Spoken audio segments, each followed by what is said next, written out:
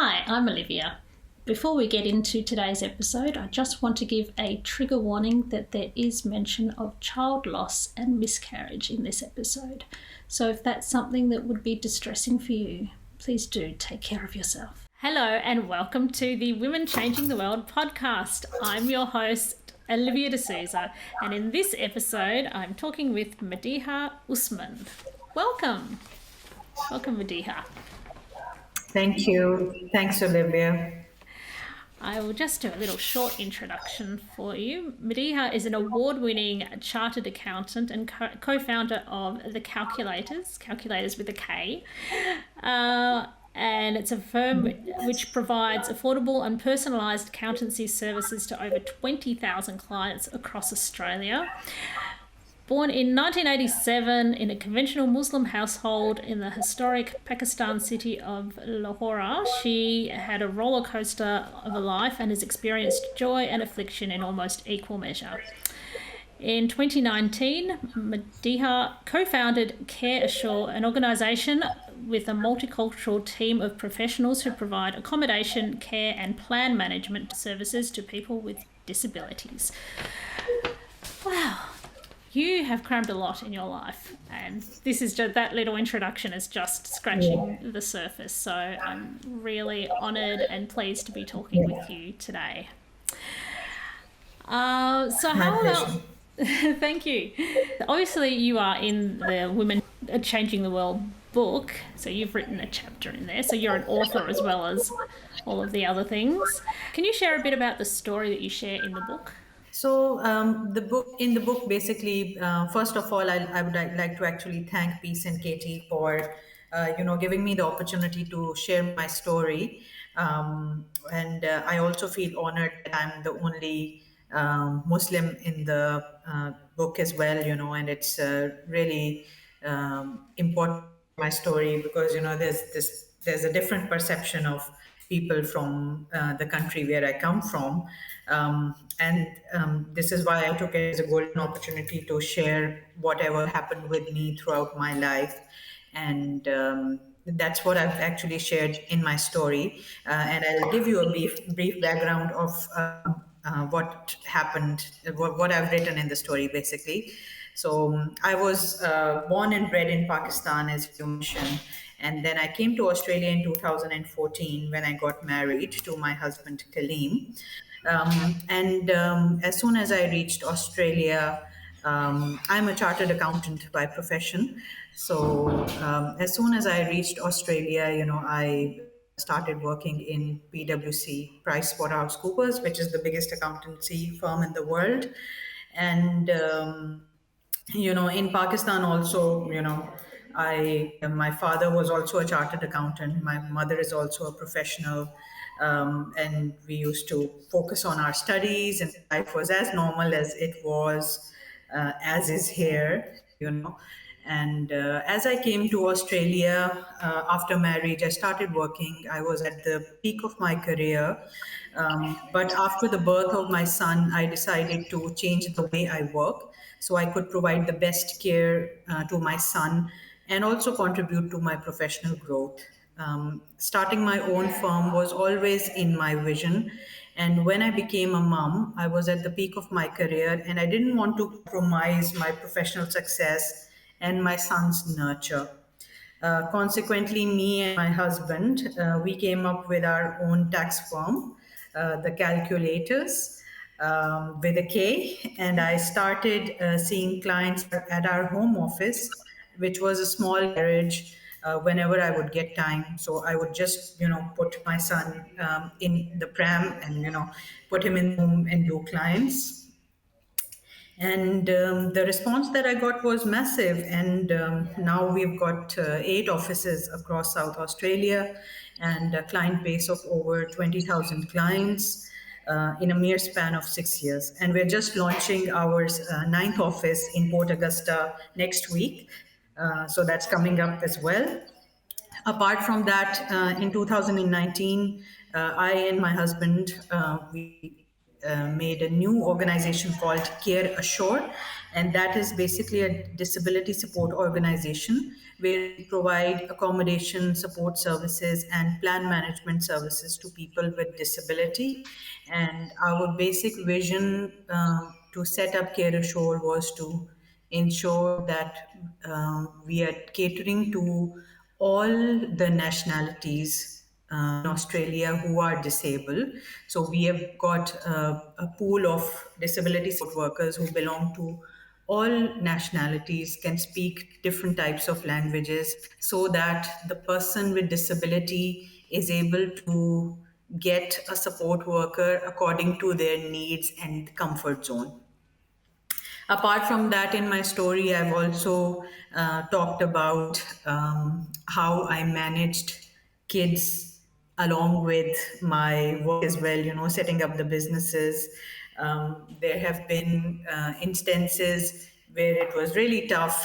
So let's talk about Care Assures. What is that and why did you start it? So, Care Assure is basically a disability provider organization, and we are registered with the NDIS, the National Disability Insurance Scheme. And in 2019, I co founded the company with my husband. What was happening was that we were getting lots of clients, people with disability, coming to do their taxes and everything. And then we were also getting providers who were in the NDIS industry already. And there is not much awareness about the administration and management of the processes and following all the rules and regulations of NDIS. That which is why we started our own organization. And also I saw that there are not many multicultural NDIS organizations which are providing support to people with disability, and we wanted to provide an organization and services whereby a disabled person, no matter which nationality they belong to, they get support from people or support workers who they are comfortable with, and they can talk to in their own languages and all.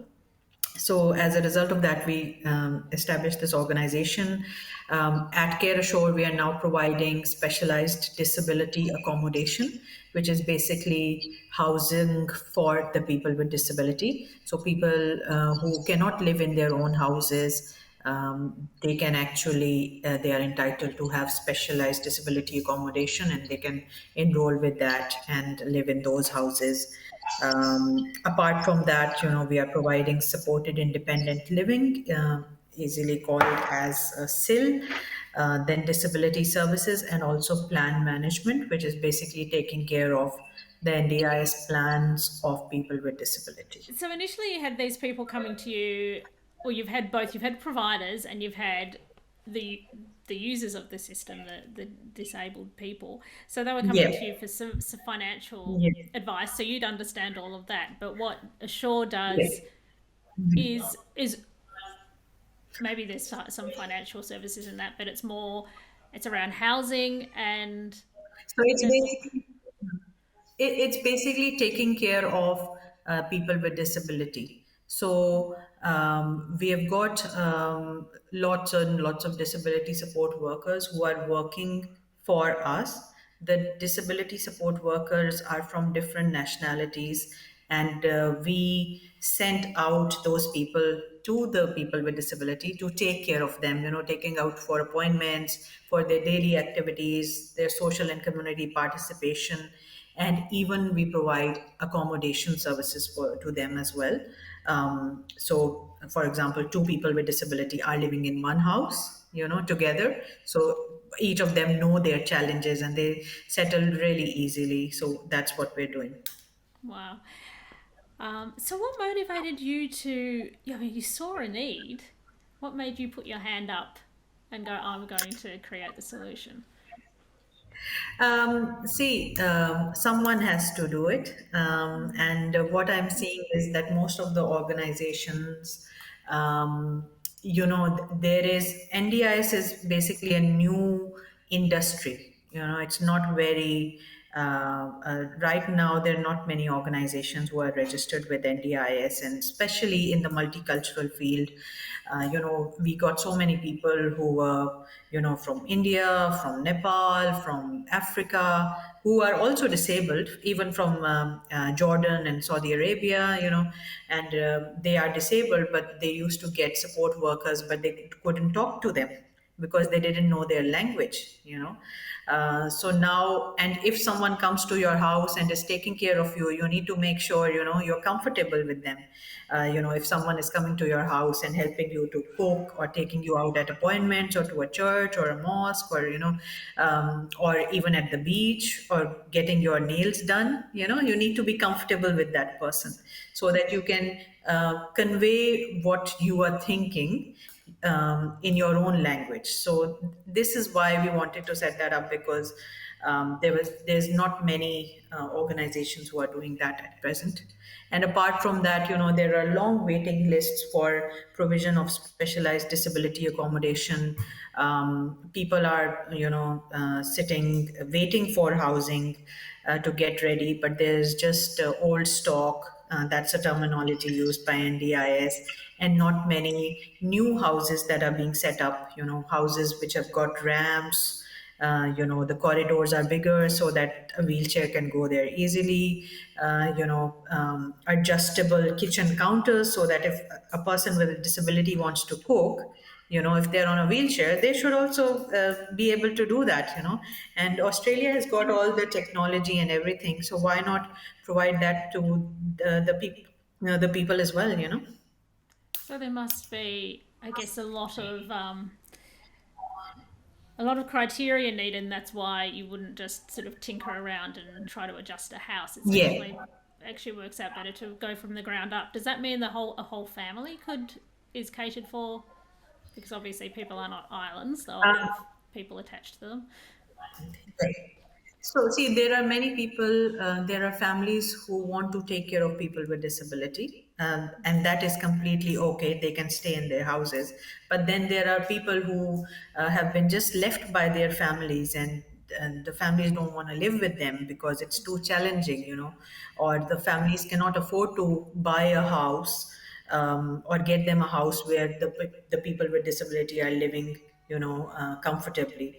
Um, and this is why NDIS has launched this scheme where they have given funds to people with disability to rent their own houses, through us, which is specialized disability accommodation, and live their life whichever way they want to, and then get that sense of empowerment as well, and they've got this choice and control of their own lives, rather than being dependent on the other family members or anyone else. That's so empowering. Is exactly the word that came to my mind, and then you said it because we build things for the Yeah, majority, and if you don't fit into the majority, then it can be really difficult. But all it takes is a different way of designing, and suddenly these of people are course. so much more independent. So how is it? Is it? Exactly. I'm just wondering how you go with demand and supply. How many people are you helping this way, and do you have enough people of the right different multicultural backgrounds to support? What's that like to navigate? Yes, there's lots of people. There's lots of demand. Especially because of COVID. There is physical disability, but there is mental disability as well. So because of COVID, many people got affected, and definitely there's a lot of demand. And in terms of provision of disability support workers, yeah, there are many. Yeah, That's because it's a relatively new industry.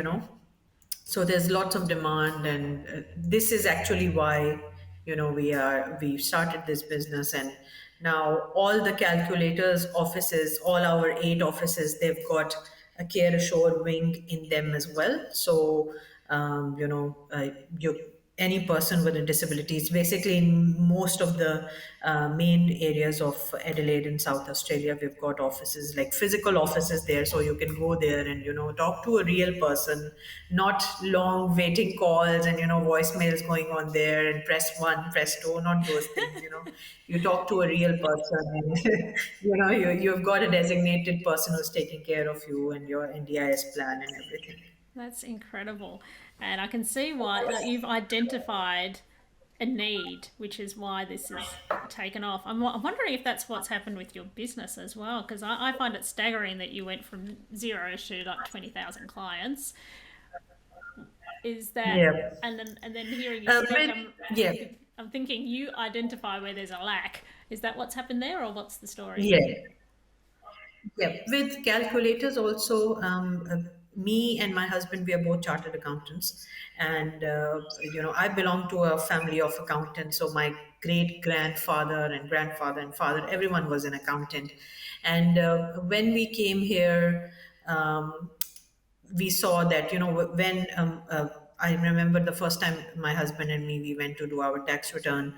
The refund that we got was only $100, but the fee that we had to pay to the accountant was 150.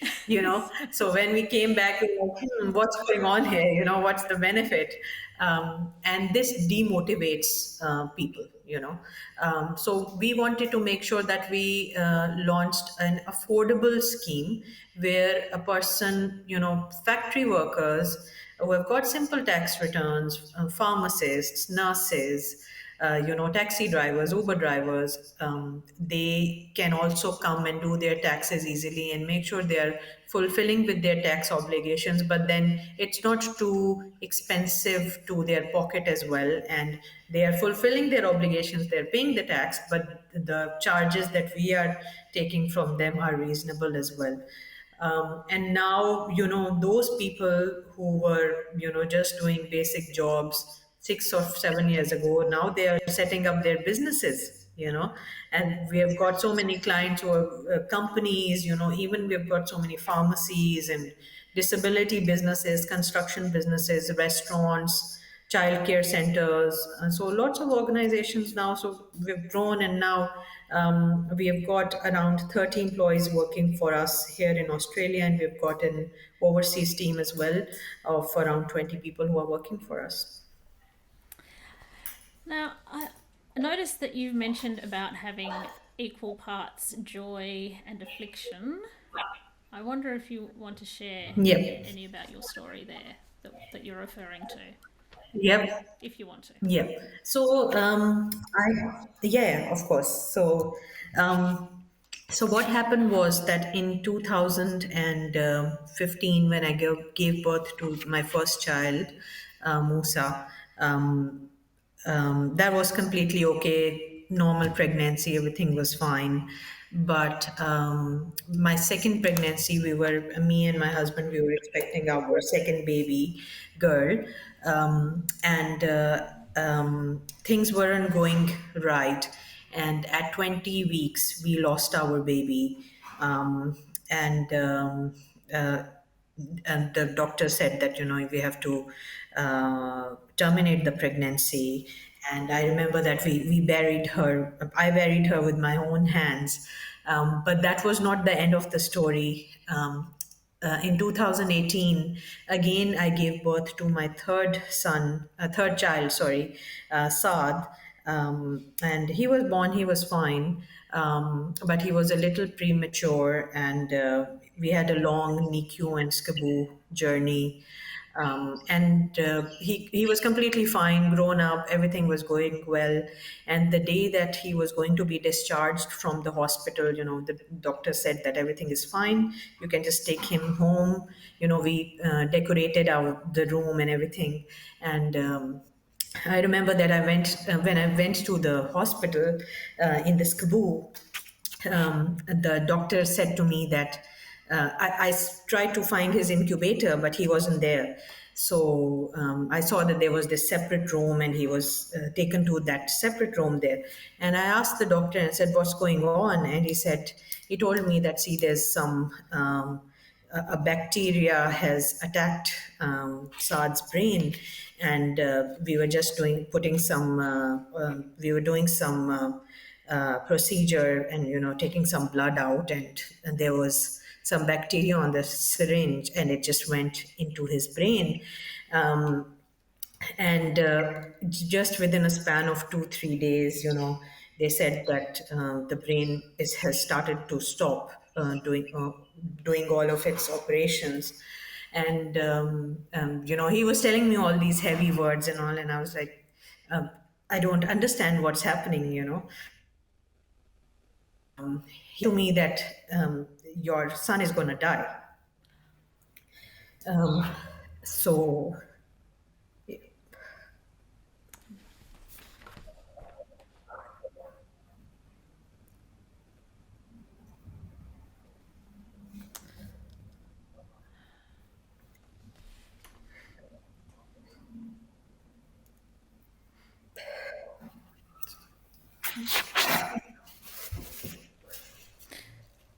And of course, it's up to you what you share here. Just it's in your story, so I get that you wanted to share it. yeah, But yeah, of course, of it's course. you never. Yeah. No. So yeah, that was a tough part of the life, because um, losing your child is very difficult. um, but now everything is normal. I've got another daughter as well, uh, and I've got my son Musa and Mirha, so everything's good now. Of course, but nothing replaces Yeah, the that's ones right. that you lost, and you still love them forever. So, Yeah. um, what's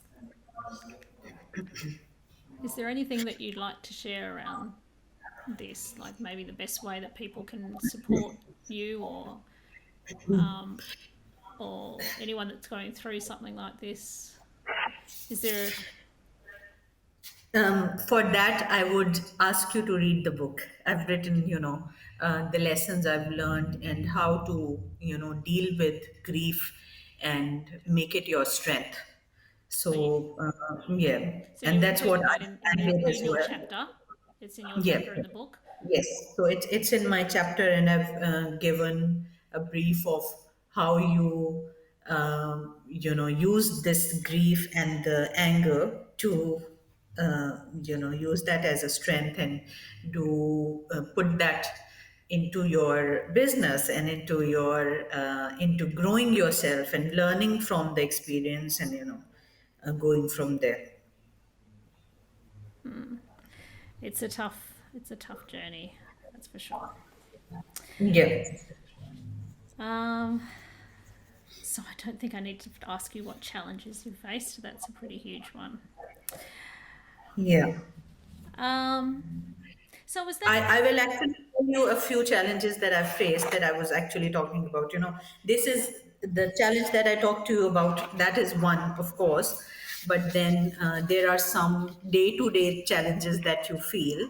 And I would actually love to talk about that. okay? Um, and basically, I feel that, women face harder choices between professional success and personal fulfillment. And but I also believe that you cannot find that perfect equilibrium, every day. And there's a cost of everything you do, either in your personal or professional life, and at different points, depending on what you're trying to get done. Someone has to give. There have been several occasions that I left my 2 year old and went to work. And often I get that hugging the leg, Mummy, you don't go to the office, complaining from her, you know. And it's hard, and you feel so guilty, and then you begin to guess yourself, and then you wonder if you're doing the right thing or not. But the lesson that I've learned is, and I would like to tell that to all women entrepreneurs, is also that whatever I'm doing, whether I'm putting my kids to bed or I'm working with my team on a new business initiative, my goal is to be fully present no matter where I am, and I don't want to feel guilty about it.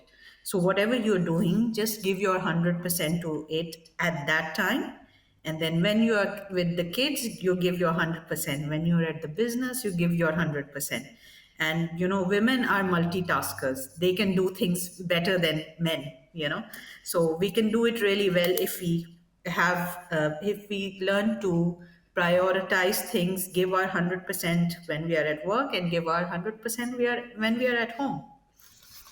So make it count. Yeah, definitely. All right. Well, we're out of time. So is there any last thing that you wanted? Is there anything you wanted to share that we didn't cover before we wrap up? I would just like to give a message to all the listeners and readers who read my book. And I would just like to tell them that it's very important to stay true to your core values. And you should not forget that you have a family life. Often I see women entrepreneurs, who are focusing on their businesses, but then they're delaying their family plans, or they're becoming so engrossed in their business that they don't nurture the essential relationships. So there will never be a right time, to try and have it all. um, so the business is not going to define you. You need to drive your satisfaction from other aspects of your life as well. And you should not neglect your relationships. I've got my business for around 6 years now. I've got two kids. One is 6 years old and one is 2 year old. And there are times when you have to sacrifice your growth for the development of your children as well. But I don't make apologies for that. And I would like all women to learn to do this as well, focus on their businesses as well as their families, and not ignore any of them. How can people connect with you and stay in touch? Are you on the social media Um, platforms or? yep. Yep. So I'm on Facebook as Madeeha Usman, and our Facebook page is the Calculators. Then we've got our Care Ashore page as well. So you just need to type Care Ashore or the Calculators with a K, and you'll find our pages on Facebook and Instagram.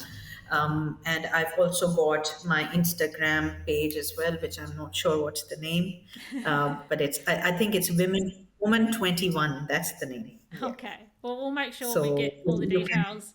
Maybe find send them. me an email. I'll make Yeah. sure it ends up in the show notes, and we'll also put a link in the show Sure. notes to how to buy the Women Changing the World book as well. All right. Thank you Sure. so Sounds good. much. Thank you. Thank you, Olivia. Thanks for your time.